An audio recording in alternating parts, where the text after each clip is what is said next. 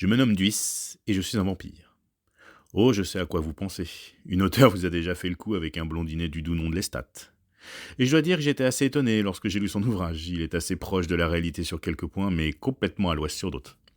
Pour commencer, il n'existe pas de transmission en mordant un mortel. Nous ne sommes pas une maladie. Mais ce que nous sommes, ou plutôt pourquoi nous le sommes, je ne le sais pas et ne le saurai sans doute jamais. Je suis mort pendant la nuit, dans mon lit.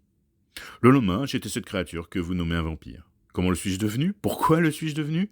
Ces questions resteront sans réponse. Il y a bien longtemps que j'ai abandonné l'idée de les obtenir un jour. Combien sommes-nous? Très peu. J'ai rencontré seulement 3 êtres comme moi au cours de ma longue vie. J'ai échangé avec eux et chacun m'a décrit la façon dont il est devenu ce que je suis. Mort, ressuscité, vampire, fin de l'histoire. Ceux que j'ai rencontrés étaient tous des hommes. Je ne sais pas si une femme peut être atteinte par ce phénomène. Mais la proximité d'un autre vampire nous rend malade, et chacun assure son terrain de chasse, en évitant tout contact.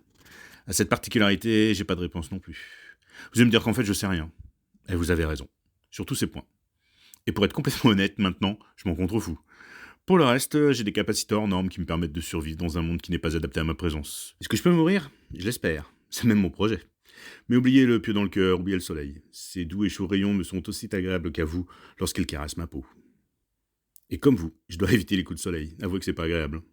Je peux même profiter en toute simplicité de la fraîcheur des églises et des cathédrales. Alors pourquoi vouloir mourir? Ah, voilà la bonne question. Je vous explique. Je suis né en mars 1856, mort en octobre 1880 et revenu sous cette forme la même nuit. Mes sens sont hyper développés, je peux entendre un bruit, un son ou une parole sur une grande distance. Mes yeux semblent avoir accès à une palette nouvelle de couleurs et je peux me déplacer si vite que l'œil humain peut pas me voir. Oh, et j'ai bien sûr une capacité régénératrice à faire pâlir un lézard. Si je me coupe le bras, il repousse plus vite que sa queue. Je ressens la douleur également, mais elle n'est rien de comparable au supplice de la soif. Oui, je suis obligé de me nourrir de sang humain. J'ai tout d'abord tout tenté pour lutter contre la soif. Je préférais mourir plutôt que d'ôter la vie à l'un de mes concitoyens. C'était sans compter sur la perfidie de mon besoin. Sans ce carburant, je me change en un monstre qui ne peut plus se dominer, qui est à la merci de son instinct sauvage et qui tue sans distinction autant de victimes qu'il le faut pour assouvir son appétit. J'ai donc décidé de me sustenter, j'aime bien cette formule, je la trouve adaptée, sur des criminels. Mais jamais de femmes, je suis un gentleman. J'ai ainsi traversé tout le XXe siècle, assisté à la pire sauvagerie de l'humanité, mais aussi été le témoin des inventions fabuleuses du génie humain, comme d'aller sur la Lune.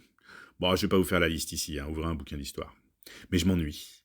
J'ai lu tant de livres, vu tant de films, j'ai appris des langues étrangères, pratiqué de nombreux instruments de musique, je me suis adonné aux arts de la peinture, de la photographie, rédigé des magnifiques poèmes. Mais plus rien ne m'intéresse. L'immortalité n'est pas un don, mais une malédiction. Ajoutez à cela la solitude et vous devenez un vampire dépressif.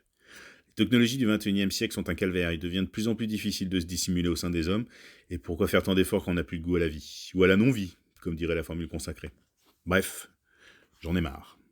Voilà pourquoi je me tiens en cet instant précis dans une fonderie, au-dessus d'une cuve remplie de métal en fusion. J'espère ma mort instantanée et que mon corps soit si vite dissous qu'il ne puisse pas se régénérer. C'est la solution que je pense la plus efficace. S'il y a un autre côté, pourvu qu'ils soient indulgents avec moi, après tout, je n'avais rien demandé. Mais si seules les ténèbres m'attendent, je suis tout de même content d'avoir fait et vu tant de choses durant mon existence. Je me nomme Duis et je suis un vampire. Adieu.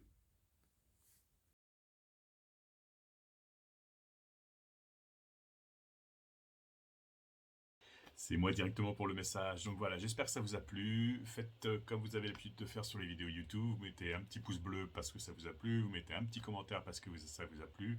Vous vous abonnez évidemment. Et si j'ai des bons retours sur ce petit prologue de Duis, je pense que je ferai des vidéos un petit peu plus longues avec des nouvelles complètes que je vous lirai, des nouvelles de mon blog ou peut-être même quelques nouvelles des chroniques d'une autre réalité, ou peut-être même une petite d'entomophobia, ou une inédite, peut-être celle du recueil maudit. Enfin bref, voilà.